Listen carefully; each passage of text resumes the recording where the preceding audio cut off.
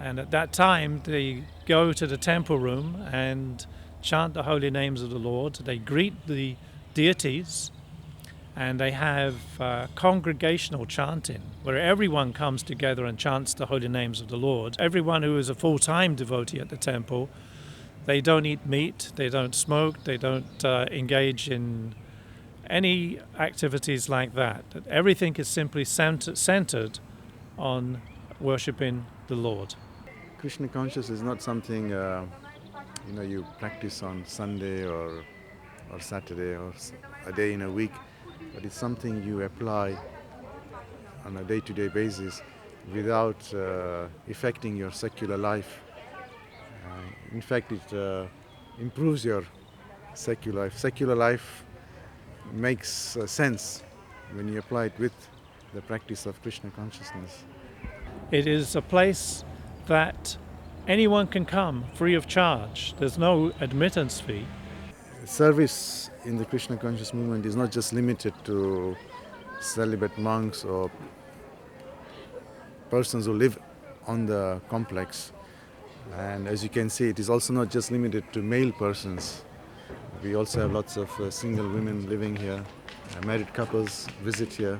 So everyone's given a chance, equal chance. It certainly made me feel different, like there's not a classism in heaven. As you can see, we have so many people from all fields of life, backgrounds here.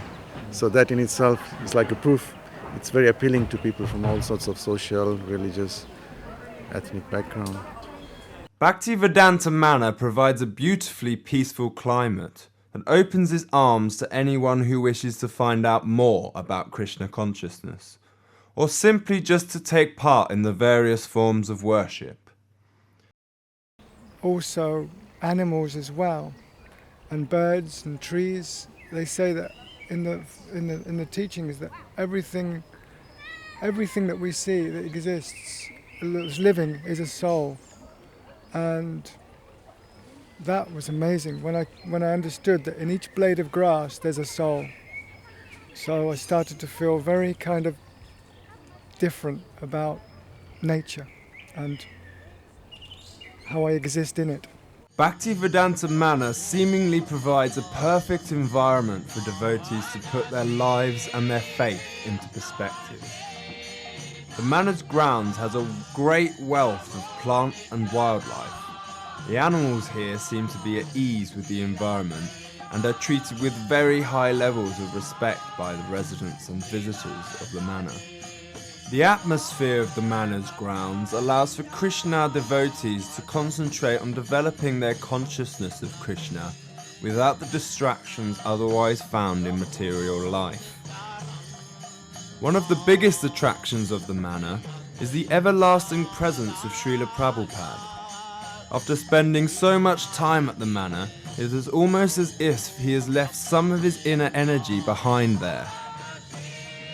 This allows for devotees to feel a sense of closeness to Prabhupada and henceforth a closeness to Lord Krishna. So this is A.C. Bhaktivedanta Swami, Srila Prabhupada. This is his personal rooms at Bhaktivedanta Manor. And this is actually Srila Prabhupada's bedroom. Srila Prabhupada would rest maybe up to 4 hours every day. In fact, even less than that. So most of his time was taken up in translating Srimad Bhagavatam, Chaitanya Charitamrita, and as it says on the plaque next door, that Srila Prabhupada's presence here is eternal, because the nature of the soul is that, especially Srila Prabhupada, who is with Krishna all the time. In fact, we all are, except we forgot.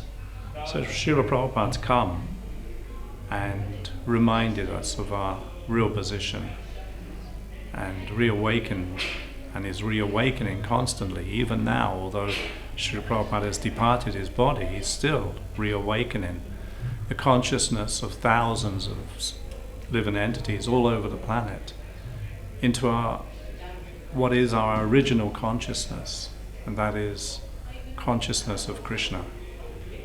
So you can feel, I don't know if you can feel on there, but you can feel while being present here the potency of Srila Prabhupada's presence here in these rooms. So this is Srila Prabhupada's bathroom, actually quite opulent by our standards, but as we were hearing from the children, how Srila Prabhupada was actually very simple, and he accepted the opulence that was offered to him, but Srila Prabhupada was also happy with very simple things. But Srila Prabhupada's consciousness was very much aware of everything. Over here we have a picture of the Jaladuta that Srila Prabhupada came to America from India. There's also many personal items of Srila Prabhupada. So these are personal items that were used by Srila Prabhupada when he stayed at Bhaktivedanta Manor. So it's also said that once you go and visit the holy places, and by doing so, one can purify themselves of all their sins. So these quarters of Srila Prabhupada are like that. This is a place of pilgrimage. And by coming here, you can feel the presence, you can feel the purity of Prabhupada in these rooms. But while this is there, it's also, the fact is that we're purifying our existence by visiting these holy places. On that wristwatch in there is a picture of Srila Bhaktisiddhanta, Srila Prabhupada's spiritual master. And this would have been a gift that Prabhupada would have been given. But if you see, it's very simple. Everything in here is very simple.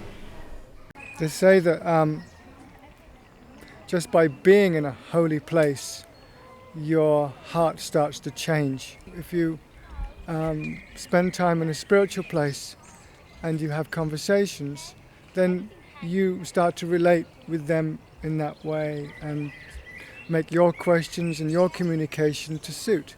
And sure enough, your heart starts opening. So that's what really happens. You can't do this spiritual stuff on your own. And many people, they think they can. Just go on top of a hill, and all this kind of stuff. It's not a solitary thing in this age to be a yogi.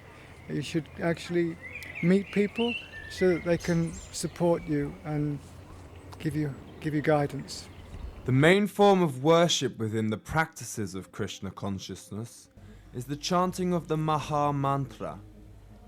This takes the form of japa, this being when a devotee chants the mantra privately to themselves using prayer beads, or alternatively kirtan, which is when many devotees come together and sing the Maha Mantra in a most spectacular form of worship.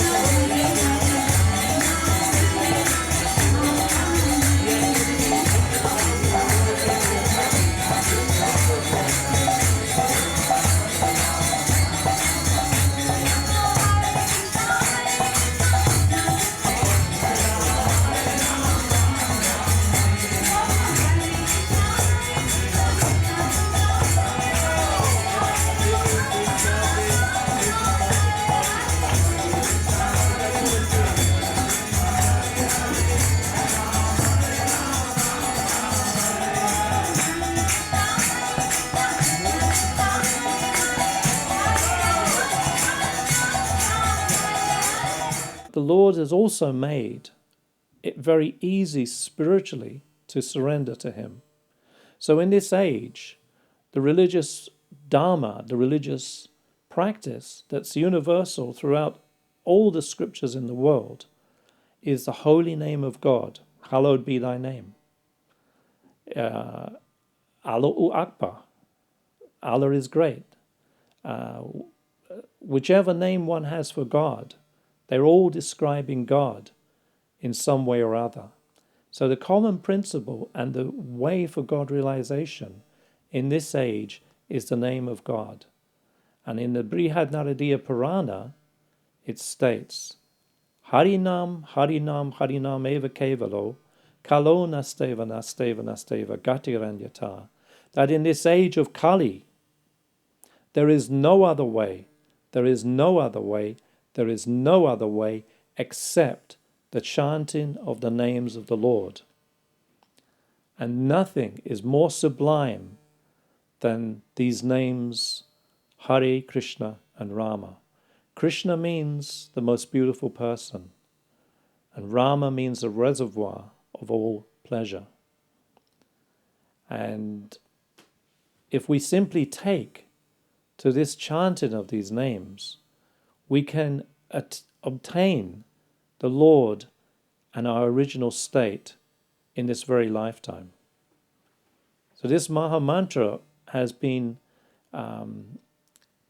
doubly amplified in the incarnation of the Lord himself, who came again just 500 years ago as the golden avatar, Chaitanya Mahaprabhu, Gora Hari. So he came only 500 years ago, and simply he chanted the names of the Lord. So with whatever philosophy we have, it has to come down to that practice, to simply surrender to God. Because God is absolute. Unlike ourselves, he is vast. Everything is coming from him. Whereas he is the fire, we are the minute particles, individual sparks. He is the Yogeshwar, he is the master of all mystic powers. He is Uttama Shloka, the person to which every wonderful verse should be given, all prayers should be given to. He is the ultimate supreme personality of Godhead. And even when he appears in this material world, he is beyond the material energy. He is never contaminated by it. He is the master of the material energy.